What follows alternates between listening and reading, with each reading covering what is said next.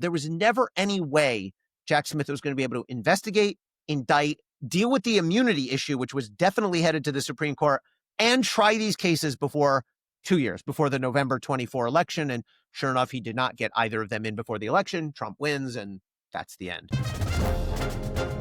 Elie, thank you so much for joining me. Yeah, happy to be with you, Andrew. Thanks for having me. So you've written an excellent new book on the history of special counsels. Can you start by explaining who are special counsels? What are they? Well, what do they do? They've had different names over the years, independent counsel, special prosecutor, now special counsel. But essentially, this is what happens when DOJ has an investigation of typically the president, but it doesn't have to be the president, but any investigation that poses such a serious conflict of interest or extraordinary circumstance. So I would classify everything from Watergate to Iran-Contra, to Clinton and Ken Starr, up through the recent cases, Robert Mueller and Jack Smith and the Joe Biden investigations. All of those are some variation of this creation. And the concept has been around for a long, long time. You write about Grant, yeah, right? I didn't actually know when the first one of these was, and I've heard people say Teapot Dome, which I kind of remember from like sophomore year history from AP US history. Yeah, exactly. Yeah. But that's not true. That was in the early 1900s.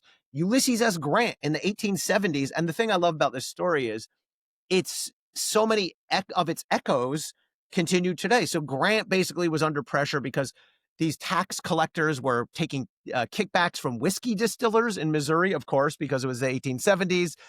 Someone brings this to Grant's attention. He says, well, let's bring in an outsider. The outsider starts getting close, starts indicting sort of low-level people, but then he gets close to one of Grant's right-hand man, and Grant tries to fire the guy. Grant says, let's have the military take over.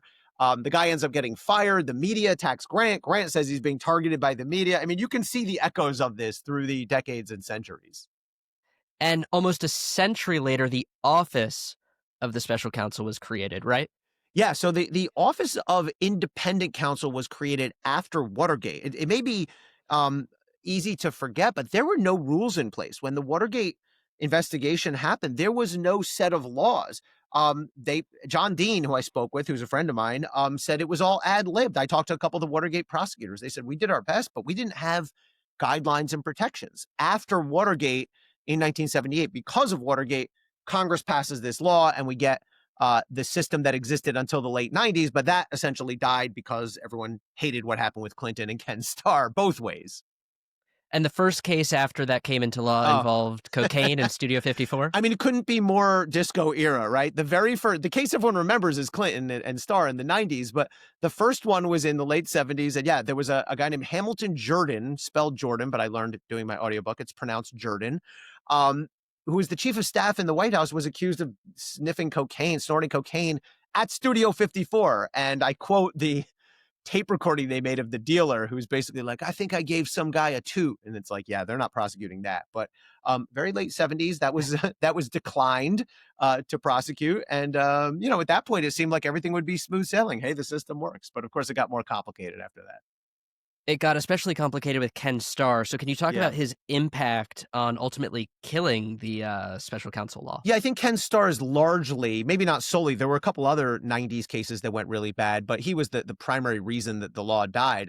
I talked for this book to David Kendall, who represented, and I think still to this day represents the Clintons, Lanny Brewer, who was a White House lawyer at the time defending Clinton White House, and Saul Weisenberg. Ken Starr passed away a few years ago, but Saul Weisenberg was Ken Starr's basically number two.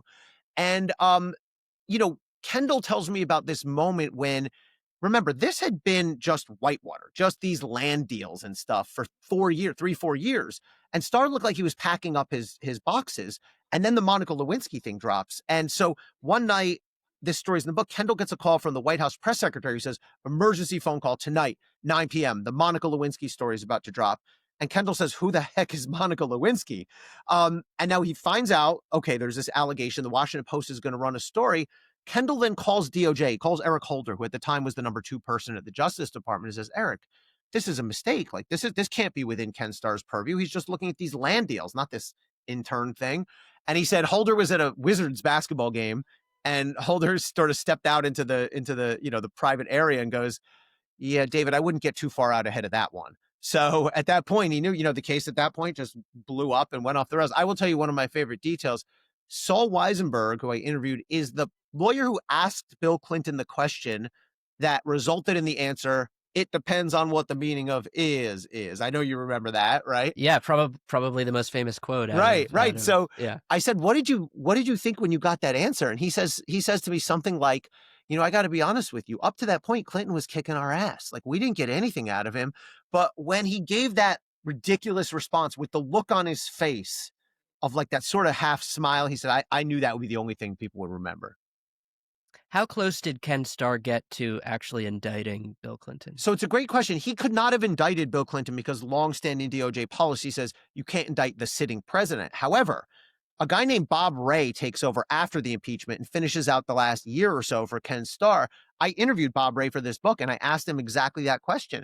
He didn't quite say we definitely would have indicted Clinton, but he said to me essentially, I would have if I had to. He said all the pieces were in place. And there's this dramatic meeting that happens Christmas Eve or so, not exactly, but Christmas season of Clinton's last year. He's got 3 weeks left in office. It's Christmas of 2020. And Bob Ray says, I need to meet with the president face to face. And so he gets sort of Oh, smug. 2000, not 2020, 2000. What did I say? Yeah, 2000. Yes, 2000. Correct. And so Bob Ray gets basically smuggled into the White House map room. He sits across the table from Bill Clinton. There's lawyers there. And Bob Ray basically just says to him, look, I need you to issue a public statement admitting what you did, pay a fine, and give up your bar license. And if you do that, we're done. And Clinton, on the last day of his presidency, January of 2001, it's announced that they've reached this deal. And, I said to Bob Ray, what if Clinton hadn't agreed to that? What if he said, get the hell out of here? I'm not agreeing to anything. Bob Ray basically 90% of the way told me I would have indicted him. And I said, are you nuts? You would have in 2001 in DC, you would have lost. That jury would have come back in 6 minutes saying not guilty. And he goes, maybe, yeah, you're probably right. But if I felt like I had to, I would have done it. You also spoke to numerous people involved in Bob Mueller's investigation. What did Yeah. you learn about their frustrations? Obviously, Bob Mueller did not indict Trump. Yeah, there were some frustrations on the team. I mean, look, all the team members deeply admire Bob Mueller, as do I. I don't know him, but I mean, the guy is a Purple Heart recipient. He was wounded in combat in Vietnam. He went back. He could have gone home and he chose to go back. I believe and I say this in the book, I'm pretty sure he's the only person in American history nominated to different positions by 4 different presidents of both parties, 2 and 2, confirmed by the Senate unanimously every time. So this guy's a hero. But when it came for his special counsel case, the big controversy was he never said his conclusion, right? He said, I find no conspiracy to collude with Russia, but I'm not going to say whether I find obstruction because I'm not allowed to indict the president, so it's not fair for me to say. That became very controversial. Democrats hated that he did that. They felt like he pulled up short. The team members said, look, he was within his rights to do that. Some of them said, do we wish he had been more clear, more definitive? Yeah. One of them said to me something like that. I have daydreams about calling a press conference and just running downstairs and saying, here's what we really found. Yeah. But the defense of Mueller is that he was an institutionalist and he wasn't going to go out and make public accusations that the sitting president had committed a crime when there was no way for the president to defend him. I mean, of course, Donald Trump is capable of defending himself, but not through a trial, not through the formal means of a trial. So that's come under a lot of criticism. I actually spoke to one of the people who drafted the regulations, which say the special counsel, Mueller or whoever, is supposed to state their prosecution or declination decisions. And I said, given that, do you think that Mueller should have said what he concluded, like should be indicted or not? And this guy, Mark Toohey, said, yeah, I did think Mueller was supposed to say what he found, whether he found it was a crime or not. And Rod Rosenstein said the same thing. So look, there's a fair debate to be had there about whether Mueller was too cautious or sort of did the right thing in terms of larger institutional principles. And looking at Trump 2.0, it's kind of a miracle that he didn't fire Mueller in the first term. But you do write about how Yes. Mueller's investigators, I think, backed up their files. Yeah. Offsite? So it is a miracle. And I think I use that term in the book. I said, looking back now, can you believe, and could you envision the current Donald Trump allowing a special counsel to Would be? never happen. Yeah. I mean, it would never happen. It would be stopped immediately. And that person would be sued and fired and maybe charged criminally themselves. But yeah, there's a great, again, historical echo here. Jill Wine-Banks, one of the Watergate prosecutors, told me that she and others used to take home evidence. They would not originals, but photocopies of key documents and key witness statements. And because they were afraid that Nixon's goons were going to just seize the office. There's a great moment where, not a great moment, but an interesting moment where Jill's apartment or her condo has been burglarized. She comes home and the door's ajar and she realizes stuff's missing. She goes, oh no, because she kept it in a box in the attic. Did they come to get the box? And they hadn't. It was just a normal burglary. The box was still there. But then if you fast forward 40 years, the Mueller team did kind of the same thing, different technology. They made a point, and I talked to an FBI agent on the team and several prosecutors, of downloading and backing up their computer files to an offsite server located at a different government building because same exact concern. So, it's these historical echoes do sound through the years. Trump has had a few special counsels investigating him. One of them was Jack Smith. Yeah. You write that he never had a chance. Why is that? Because he didn't have enough time. By the time uh, Merrick Garland appointed him, it was November of 2022, leaving 2 years, almost exactly, to get a case in two cases, the classified documents. Why did he take so long? So this is a great question that's been roundly debated. I sort of proffer but there were people out there in media saying, who were defending Garland for a while, saying, oh no, he's really just a stealth ninja. You just don't see it. But me and many other commentators who've been in DOJ said, no, we would know. We would see subpoenas. We would see, and we're seeing none of that. So I think we've been proven right on that. The why this I would just have to speculate, informed speculation.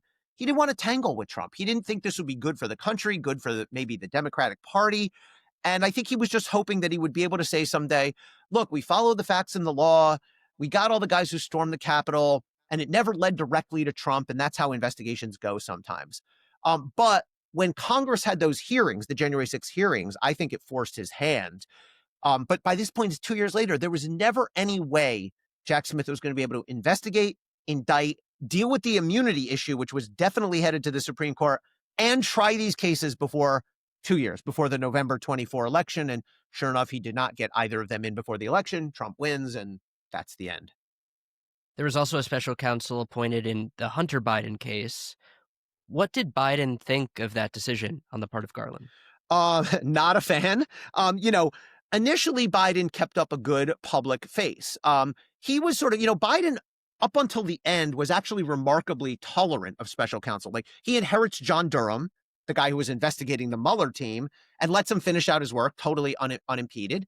He ends up at one point with a special counsel investigating him, the president, right, Robert Hur, and his son, Hunter Biden. And the only things Biden ever said publicly were sort of like, I would say, exemplary to a point. He would say, we're going to respect the independence of DOJ. And was asked several times, will you ever pardon your son? He said, absolutely not. Like, didn't even hedge. And then he pardons his son. And that changes everything, undermines his legacy, because the way he pardoned his son, it's you would think Trump issued that statement. He says, oh, it's political targeting and this and that. And then he pardons his siblings and in-laws.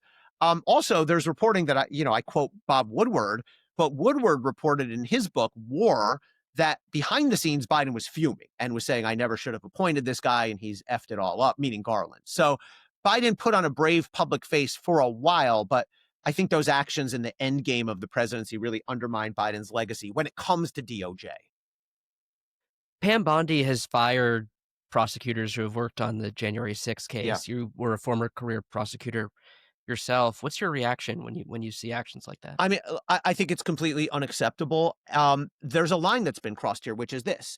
You can fire, if you're the president. I mean, look, legally you can fire, I think, anyone in DOJ. But historically, it's always been observed that you can fire your political appointees, the people you've nominated who've been confirmed, AGs, deputy AG, solicitor general, and the U.S. attorneys, most importantly.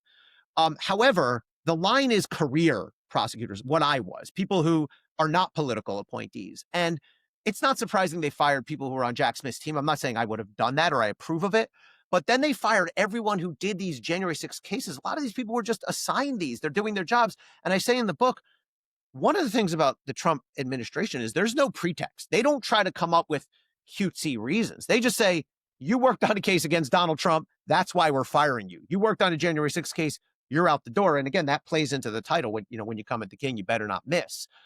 We have entered the retribution era of not just DOJ, but the White House. How hard is it going to be for whoever the next president is to really restore this idea of an independent DOJ and a Yeah. nonpartisan special counsel? Very hard. I am not so Pollyanna-ish as to suggest that Donald Trump's going to have some awakening and suddenly say, I think we ought to restore this independent function here. So the pitch at the end of the book is really aimed not at this current administration, but at the next one, the 48th president, whoever that may be, Republican or Democrat. And the argument I make is this: look, the book illustrates that the systems we've had have been highly imperfect. But to paraphrase Winston Churchill about democracy, it's the worst system except for all the others. And I argue in the book that we do need some independent means within DOJ to investigate the president and other very high powered people, high powered cabinet officials. And we're better off with some rules than no rules at all, because when we have no rules, you end up in a Jim Comey 2016 scenario, which I argue in the book is the best example for why we can't just ad lib this, because you end up in a disaster like Comey created. So my pitch really is for good government. There's no self-interest to a president in having an independent counsel, right? I mean, as one of the people I interviewed said, everybody loves the idea of a special counsel until one's pointed at them. But I think our political body as a whole needs to restore this safeguard when the next president comes in. I think Trump said, "I'm so effed," right, when he Yeah. found out that Well, he was Mueller right. was appointed. Yeah, he said this is going to Yeah. screw my presidency. I'm so F when he found out about Mueller, but he'd apparently understood something about history. Yeah. Last question: John Roberts and Brett Kavanaugh in Early appear in cameos. your book. Early cameos. They appear in your book not only as Supreme Court justices but also in their prior lives. So, can you tell me more about that? So John Roberts was one of the lawyers who was part of the team that drafted the regulations. That there was 8 or 9 lawyers on this team, and I interviewed not John Roberts. I would have loved to. I should have asked. But a guy named Mark Toohey, and I said, this is when Roberts was just a judge, a regular appellate judge. I said, what was Roberts like? He said, and I think Toohey is pretty liberal. He said he was great. He said he was brilliant, was very academic, judgy minded, and was fair, and was a really a good contributor to the team. Kavanaugh was a very young lawyer on Ken Starr's team. And he was seen as I think the lawyer I spoke with from Starr's team said he was the golden child. Like, even though he was fresh out of law school, Starr really turned to him and relied on him, especially for the legal issues. But, Kavanaugh, on the one hand, when they questioned Clinton to his face, the same interview where the same grand jury testimony where Clinton says it depends on what the meaning of is Kavanaugh wanted to confront him in front of the camera on, did you touch Monica here? Did she do this to you? You can imagine. And Starr refused to do it. But then when it came time for the written report, which had all sorts of sexual detail, crashed the internet for the first time ever, Kavanaugh actually said we should tone it down a little. There's too much in here, which I think ended up being. I'll tell you a funny moment from the book. So I asked Weisenberg, the prosecutor on that team, I said, do you are well familiar with the criticism from Clinton's team, which will be reiterated in this book, that you all included prurient sexual detail way beyond what was necessary. What's your response? And I knew what Weisenberg's response would be. He was a great interviewer. He was very candid with me. He said, well, look, this was a perjury case. And so he was given a very specific definition. Perjury is if A touches B in these body parts, and we had to get specific. And I said, okay, but there's 2 parts in the report where you say that after Bill Clinton had his encounter with Monica, pardon me, everybody, he masturbated into the private sink in the Oval Office. Did that have anything to do with perjury? And how could that have had it?